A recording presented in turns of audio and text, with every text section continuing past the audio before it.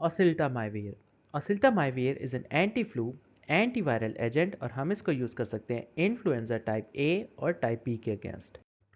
तो अगर virus infection की पैथोफिजियोलॉजी की बात करें तो जो वायरस का मॉलिक्यूल है सबसे पहले वो आकर होस्ट सेल के साथ अटैच होगा। अटैच होने के बाद it is going to enter into the host cell. उसके बाद एंट्री होगी। एंट्री के बाद उसकी अनकोटिंग होगी। सो जब वो अपना कोट उतार देगा तो फिर क्या होगा कि जो वायरल डीएनए है वो न्यूक्लियस को ट्रांसफ़र करेगा। सो जो वायरल डीएनए है वो न्यूक्लियस यानी जो होस्ट सेल है उसको ट्रांसफ़र करेगा। उसके बाद होगा क्या कि वायरल डीएनए सिंथेसिस स्टार्ट हो जाएगी। सो जब वायरल डीएनए का न्यूक्लियस सिंथेसाइज हो जाएगा, उसकी ट्रांसक्रिप्शन हो जाएगी, तो उसके बाद उसकी ट्रांसलेशन होगी। सो ट्रांसलेशन के रिजल्ट में जो है वो प्रोटीन्स बनेगी। So there is protein synthesis. फिर उन प्रोटीन्स के ऊपर जो है वो प्रोटीएजेस एक्ट करेंगे और उनकी थोड़ी बड़ी कांट छांट करेंगे, जिसकी वजह से उसका प्रॉपर और स्ट्रक्चर और फंक्शन जो है वो वायरॉन से मिलता जुलता होगा। सो प्रॉपर प्रोटीन बनेगी एंड देन फाइनली उन प्रोटीन की असेंबली होगी और साथ साथ बडिंग होगी एंड देन वो जो प्रोटीन्स हैं यानी जो वायरस है वो सेल से बाहर निकल जाएंगे in the form of new virions. So ये जो है नॉर्मल एक वायरस की पैथोफिजियोलॉजी है। सो इस केस में आप डिफरेंट ड्रग्स जो हैं वो दे सकते हैं। फॉर एग्जांपल सबसे पहले ज़िडोविडीन देंगे। अब ये ज़िडोविडीन क्या करेगी, this is going to turn into zidovudine triphosphate and it is going to interfere with the DNA synthesis of the virus और वायरस भी एचआईवी।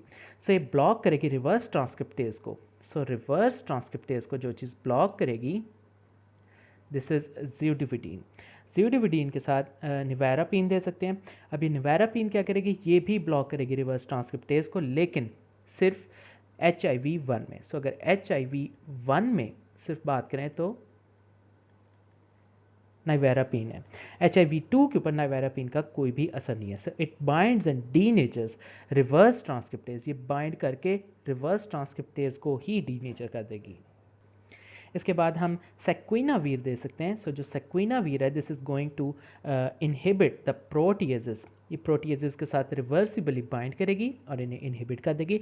अब इस प्रोटीएज ने क्या करना था, जो न्यू क्रूड प्रोटीन की सिंथेसिस थी उसको इसने रिफाइन करना था during assembly and budding phase for proper and better structure and function of the new virions. So जिस प्रोटीएज को जिसने इनहिबिट किया इट इज सेक्विना वीर। इसके बाद एनफीवर्टाइड देंगे, ये भी HIV स्पेसिफिक है। ये करेगी क्या, this is going to block the HIV entry to the cell. So जो HIV ने सेल के अंदर एंटर होना था इस फेज को ही जो ड्रग ब्लॉक करेगी this is enfuvirtide. It binds the HIV envelope, ये इसके एनवेलप के साथ जो है बाइंड कर जाएगी।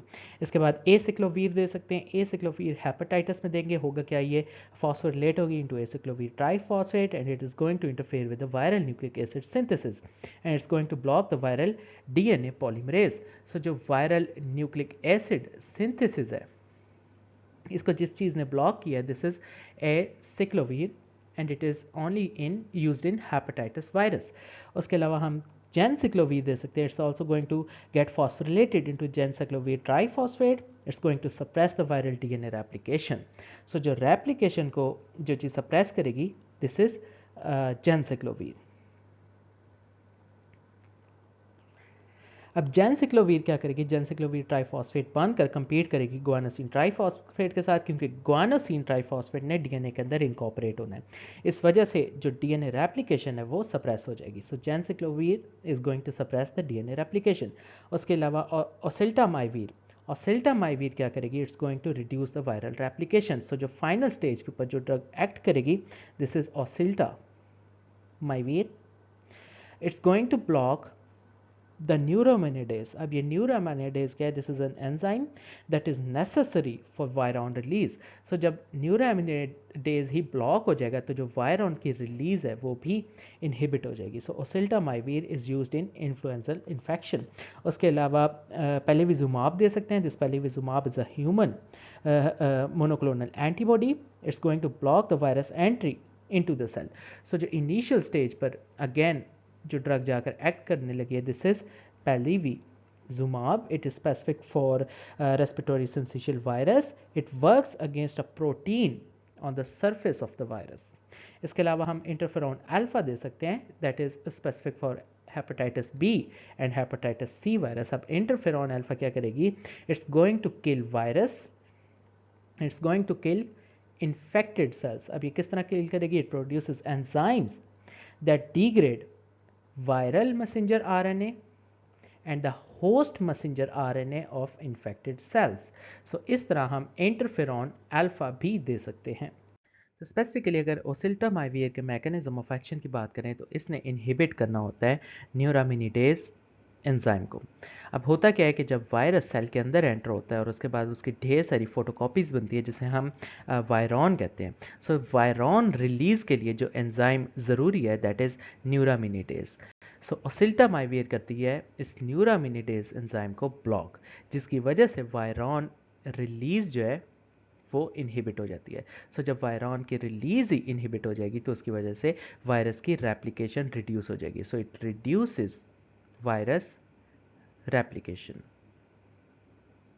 सो अगर फार्माकोकाइनेटिक्स की बात करें तो ओसिल्टामाइविर ओरली देंगे और सिम्टम्स आने के 48 घंटे के अंदर अंदर हम इसे तब देंगे जब हमने इसे पोस्ट एक्सपोजर प्रोफाइलैक्सिस के तौर पर यूज़ करना है। इसके अलावा एक और मिलती जुलती ड्रग है विच इज़ ज़ैनामाइविर और वो हम इंट्रानेजली देंगे। सो अगर क्लिनिकल यूज़ की बात करें तो इन्फ्लुएंजा वायरस टाइप ए और टाइप बी की इन्फेक्शंस के अगेंस्ट यूज़ कर सकते हैं, प्रिवेंशन के तौर पर भी और ट्रीटमेंट के तौर पर भी। टॉक्सिसिटी या साइड इफेक्ट्स में GI disturbances, headache, dizziness, rashes और हेपेटाइटिस। तो फाइनली अगर हम सारी एंटीवायरल ड्रग्स को समराइज करें तो इसके डिफरेंट ग्रुप्स बन सकते हैं। फॉर एग्जांपल पहला ग्रुप है दैट इज़ एंटी हर्पीज़। ये ड्रग्स हम हर्पीज़ वायरस के अगेंस्ट यूज़ कर सकते हैं। कुछ ड्रग्स जो हैं वो हम साइटोमेगालो वायरस के अगेंस्ट यूज़ कर सकते हैं। कुछ ड्रग्स जो हैं वो एचआईवी वायरस के अगेंस्ट यूज़ कर सकते हैं। अब जो एचआईवी के अगेंस्ट यूज़ करेंगे उसमें डिफरेंट कैटेगरीज है। फॉर एग्जाम्पल फ्यूजन इनहिबिटर्स भी हो सकते हैं, एंट्री इनहिबिटर्स जिसे हम कहें CCR4 इनहिबिटर्स। इसके अलावा कुछ रिवर्स ट्रांसक्रिप्टेज इनहिबिटर्स हो सकते हैं जिसमें न्यूक्लियोसाइड रिवर्स ट्रांसक्रिप्टेज इनहिबिटर्स या फिर non nucleoside reverse transcriptase inhibitors आ सकते हैं। इसके अलावा कुछ और ड्रग्स होंगी जिन्हें हम प्रोटीज इनहिबिटर्स कहेंगे और फाइनली कुछ ड्रग्स होंगी जिन्हें हम इंटीग्रेज स्टैंड इनहिबिटर्स कह सकते हैं।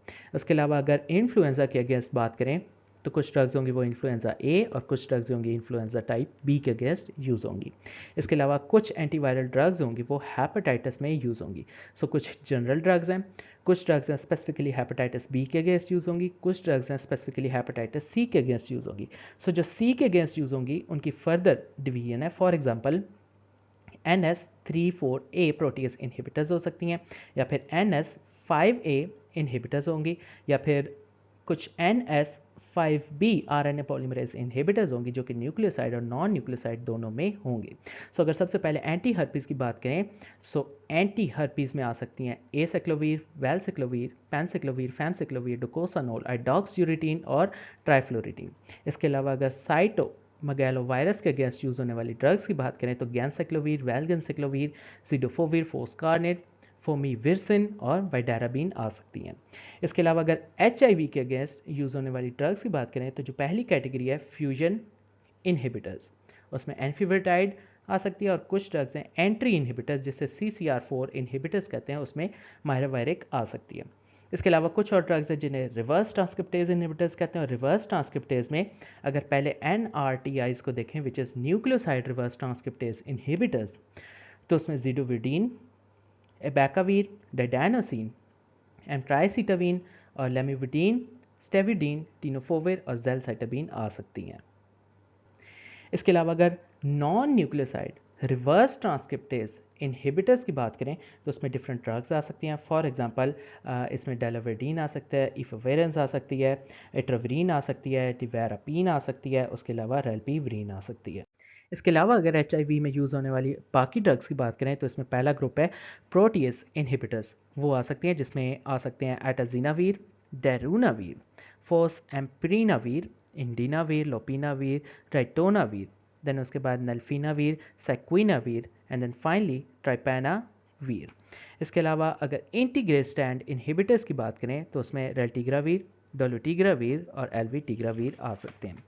अगर एंटी इन्फ्लुएंजा ड्रग्स की बात करें तो कुछ ड्रग्स जो इन्फ्लुएंजा टाइप ए के अगेंस्ट यूज़ होंगी उसमें एमेंटेडिन, रिमेंटेडिन आएंगी और कुछ ड्रग्स जो ए और बी दोनों के अगेंस्ट यूज़ होंगी तो उसमें सिल्टामाइवीर, जैनामाइवीर और पैरामाइवीर आ सकती हैं। इसके अलावा अगर हेपेटाइटिस के अगेंस्ट यूज़ होने वाली ड्रग्स की बात करें तो उसमें इंटरफेरॉन अल्फा, एडिफोविर, डाइपिवॉक्सिल, एंटीकावीर, लेमिविडीन और राइबाविरिन आ सकती हैं। इसके अलावा अगर हेपेटाइटिस में स्पेसिफिकली हेपेटाइटिस बी वायरस की बात करें तो कुछ ड्रग्स हैं वो यूज़ हो सकती हैं। For example telbivudine, tenofovir, sofosbuvir and boceprevir.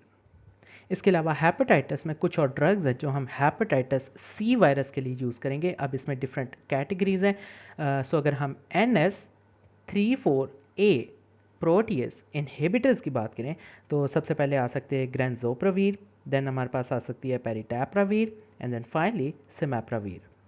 इसके अलावा एंटी हेपेटाइटिस सी वायरस के अगेंस्ट यूज़ होने वाली ड्रग्स में अगर हम NS5A इनहिबिटर्स की बात करें तो उसमें आ सकता है डक्लेटास्वीर, एल्बास्वीर, लेपिडास्वीर, ओम्बिटास्वीर एंड वेलपैटास्वीर। और फाइनली हेपेटाइटिस सी के अगेंस्ट यूज़ होने वाली अगर NS5B RNA पॉलीमरेज इनहिबिटर्स की बात करें तो उसमें अगर न्यूक्लियोसाइड में देखें तो सोफोस्बुविर और अगर नॉन न्यूक्लियोसाइड में देखें तो उसमें डेजाब्यूविर आ सकती है।